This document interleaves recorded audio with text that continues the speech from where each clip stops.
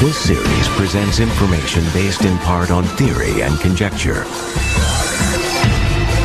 The producer's purpose is to suggest some possible explanations, but not necessarily the only ones, to the mysteries we will examine.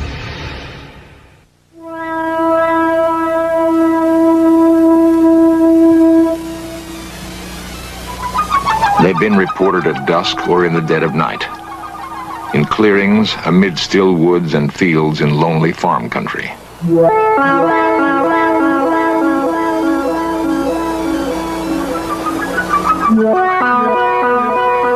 Sometimes they come in silence, sometimes with quiet thunder. Often they leave marks in the earth, signals of their passing. They've been seen but fleetingly, and their extraordinary presence creates a frightening mystery. In fields from West Virginia through Wisconsin to Oregon are the beginnings of answers.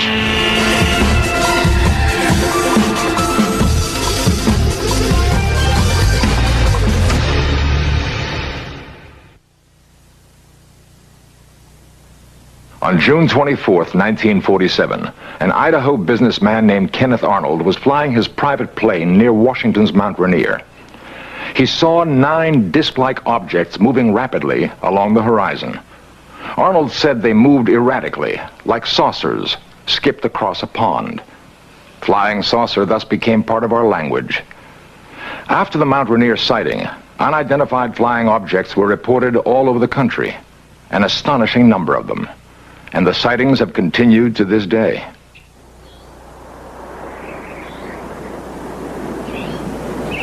A chill morning in Mellon, Wisconsin. Quiet fields and quiet people.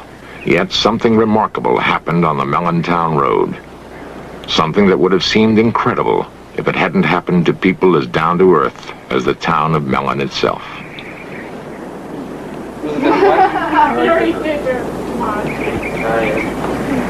much did you make on last time? About 20-some bucks. I made about $5.60. Philip Baker works in a mill on the same job for more than 20 years.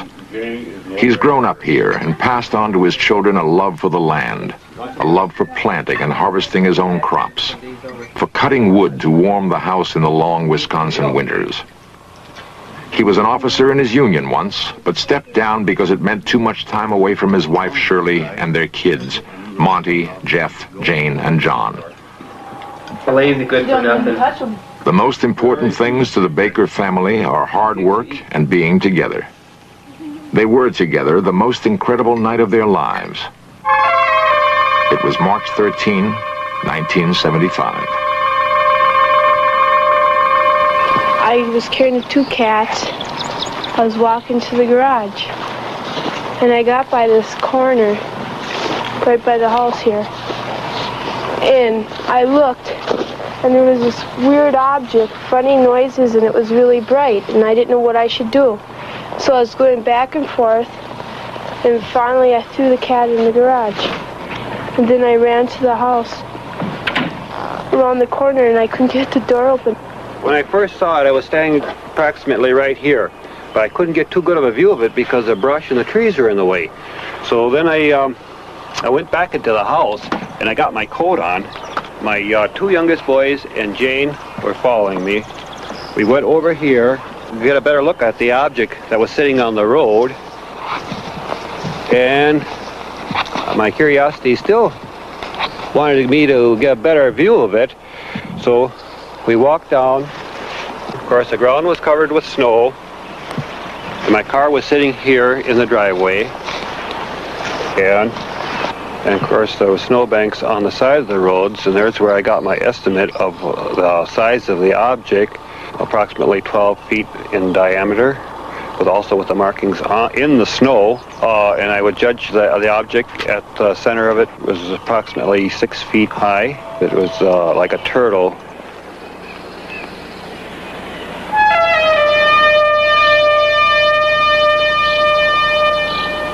My 2 boys and my girl started to proceed here closer. My girl told me not to go any closer to it.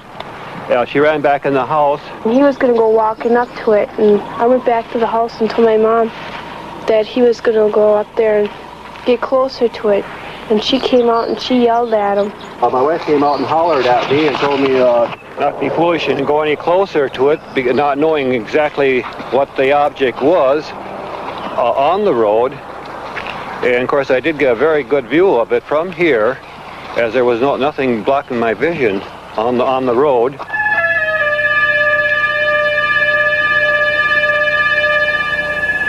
Montgomery was looking out the upstairs windows where he got his view of the object.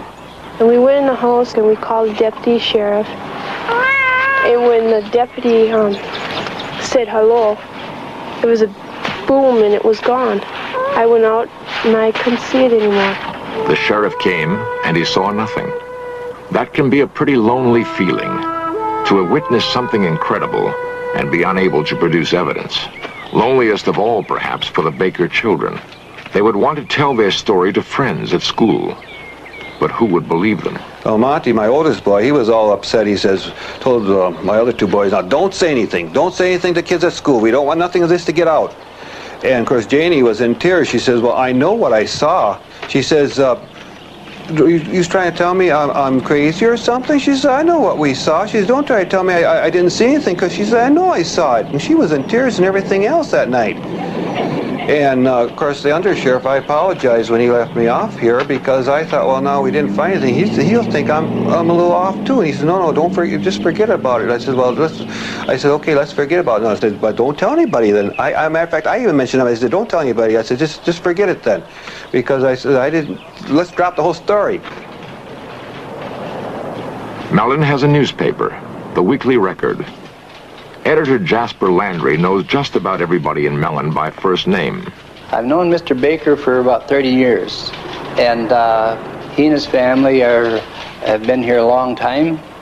And when this story broke on the UFOs, he asked me not to put it in the paper because of the anxiety his family was being put through by callers and curiosity seekers.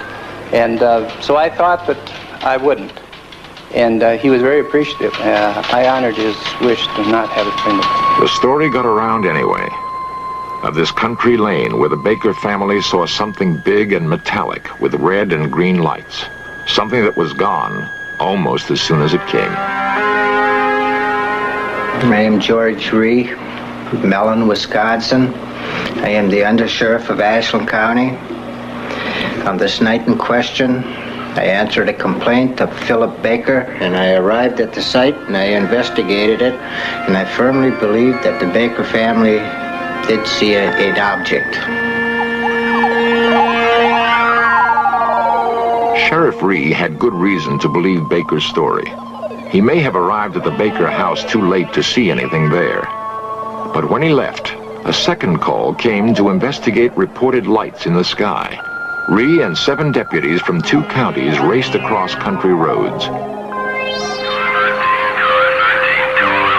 Sheriff Ree would sight a bright object darting in the sky, call on his radio for another car to intercept it, and the object would dart away, sometimes to briefly join another hovering in the sky. One of Ree's deputies said the light given off by the objects was so intense he could read a newspaper by it. And when it passed over another patrol car, the police radio went dead. To this moment, no one knows what it was that George Ree and 7 county policemen chased that night in Wisconsin.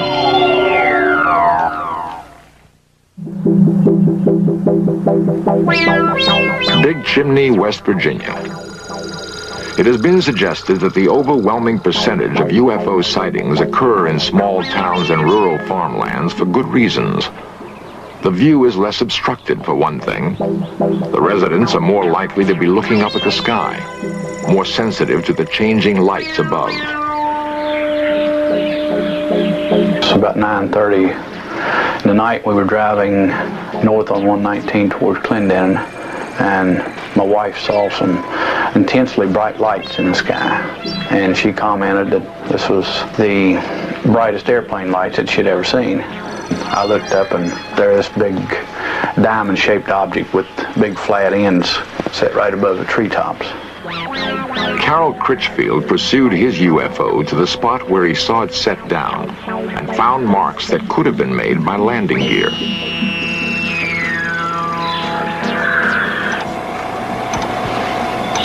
Critchfield is a foreman in a big chimney chemical plant. He's not the sort of man who is often called on to take lie detector tests. But he knows how incredible his story must sound. I'm Ian Criswell from the Criswell Security Agency in Wheeling, West Virginia. Myself and a team of investigative specialists conducted extensive polygraph testing of Mr. Critchfield. The lie detector, or polygraph, is a sensitive device for recording changes in body temperature, rate of breathing, electrical impulses in the skin, and heartbeat. Preliminary tests established normal parameters, which, if exceeded during the actual test, indicate deception. This is the blood pressure pattern, this is a skin sensitivity pattern, and this is a breathing pattern. A lie detector test cannot prove whether or not Critchfield saw a UFO. It can only indicate whether he believes he is telling the truth. Is your last name Critchfield? Yes. Do you intend to answer all of my questions truthfully? Yes. Are you being completely truthful to the best of your belief concerning the object which you described and saw in the written statement describing the events of June 12, 1975? Yes.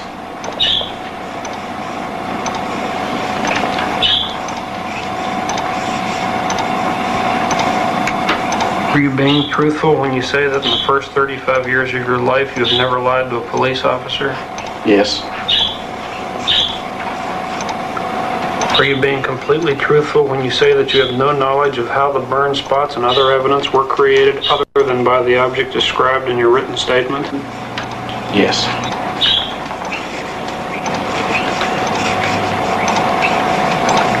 The test is now over.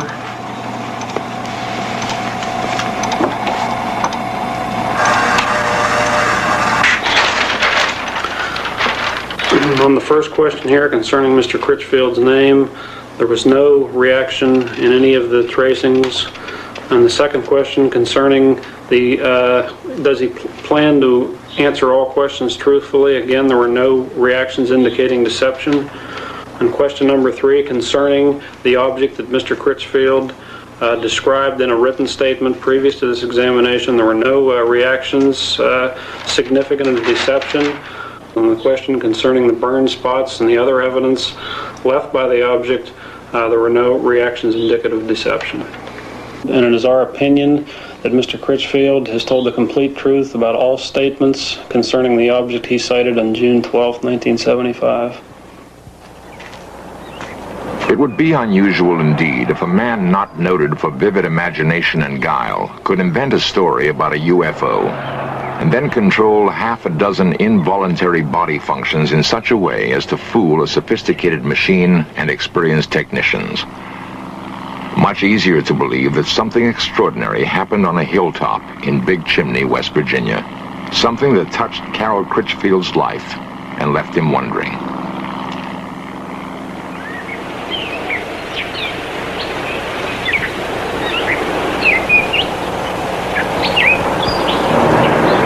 The pocket transit also can be used to get... Some men, like Ted Phillips, are dedicated to finding answers for the growing number of perplexed people who have had UFO experiences. Phillips is an amateur scientist and UFO investigator. Neat little pocket penetrometer.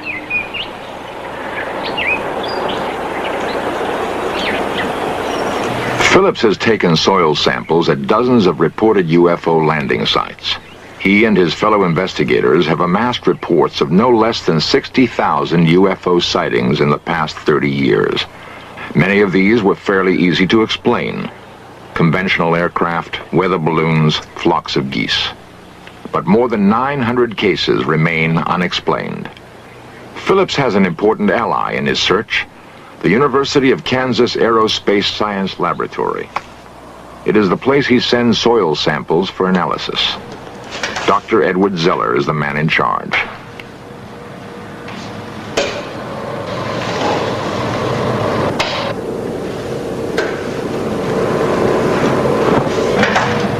Zeller believes it would be unscientific to ignore UFO reports, and that the techniques of hard scientific analysis can be put to work finding answers. Medford, Minnesota. Medford provided Dr. Zeller with a test sample. And a remarkable story told by Janet Kay provides the background. On the night of November 2nd, 1975, I was sitting here doing my homework, and I looked out the window, and right above the blue building, I saw a UFO come down out of the sky. And it landed behind the building, and behind the building is a football field. It landed there. There were two other witnesses, Janet's mother, Helen, and her brother, Jerry. A lot of people in town saw it. I don't know how many people saw it and told us the next day that they saw this thing up in the sky. In the sky. As we pulled around the driveway here, I noticed up by the blue shed over there that there was something in the sky. So I pulled out of the driveway, and I said, turn down here, we can maybe get closer to it. So we just went over this way.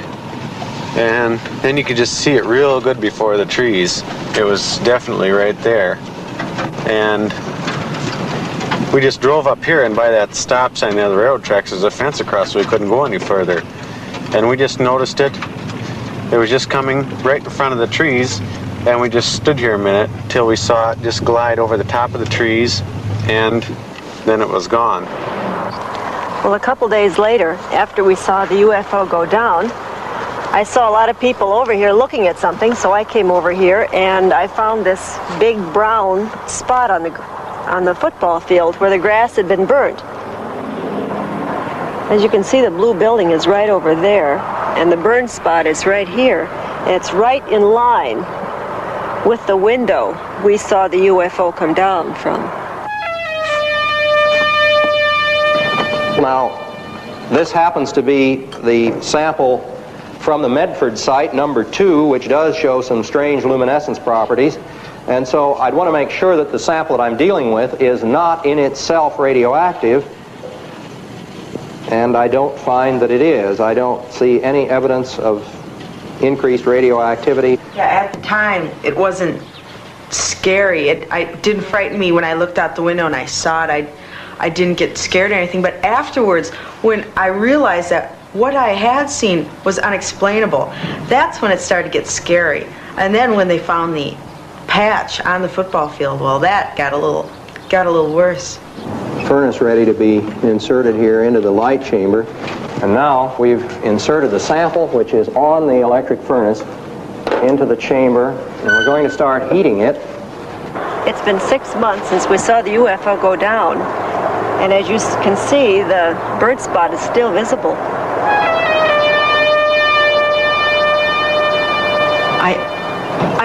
I just wish I knew what it was. Don't you think so? Yeah, I mean, if it was something, you know, from another country or something the Army was putting up in the air, I wish they'd come and tell us that this was it, and not just leave us out here thinking that it was something from some outer space place. I'd be satisfied with any kind of an explanation. Well, we're going to start off here by looking then at the glow curves, which I ran about 2 months ago on the Medford site. And if we look at the curve at the center of the site, we see that there's just a very small rise here. That is, the luminescence peak is very small. At the edge of the site, as we proceed along here, at the edge of the site, we discover the intense luminescence. Now, this luminescence that we are observing is apparently the result of some sort of radiation effect. It looks, at least, as though that particular sample at the edge of the site has been subjected to some kind of high-energy radiation. If I had never seen a UFO, I wouldn't believe in it. I wouldn't believe me if I were you. Because I have nothing to show you. I can't say, you know, I saw this. I just have nothing. All you have is my word. But there is more than just Mrs. Kay's word.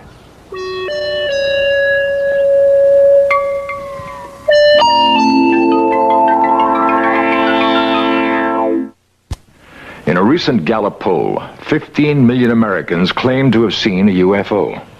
15 million. The same poll showed that 51% of the adult population is convinced that flying saucers are real. For those who haven't seen one, this is a recreation of what Carol Critchfield saw on a hilltop in Big Chimney, West Virginia.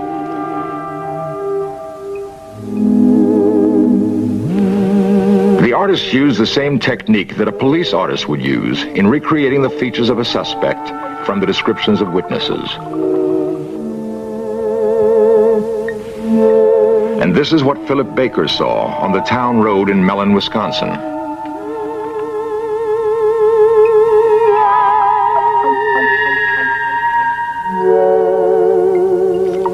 Helen Kay and her children saw this object land on a football field in Medford, Minnesota.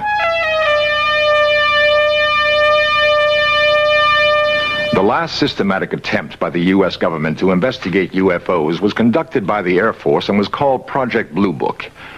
Project Blue Book ended in 1968. The Air Force had by then investigated more than 11,000 UFO sightings and found explanations for all but 676. The Air Force seemed to have no interest in the sightings it could not readily attribute to earthly phenomena. Perhaps it's time to approach the question of UFOs again, without bias. For we can only hope that if we are being studied by aliens, it is with more thoroughness and care than we have focused on them. Coming up next, more UFO lore as we set off in search of UFO cover-ups. Then, Pappy Boynton and his flyers used some captured enemy planes for a raid on a Japanese aircraft carrier in the Black Sheep Squadron. And tonight, History Undercover opens the files on the cover-up of the attack on the USS Liberty. The captain and crew believed the unmarked planes that attacked them and killed 34 sailors were in fact Israeli. That's at 8 o'clock tonight. But stay tuned now for In Search Of, here on the History Channel.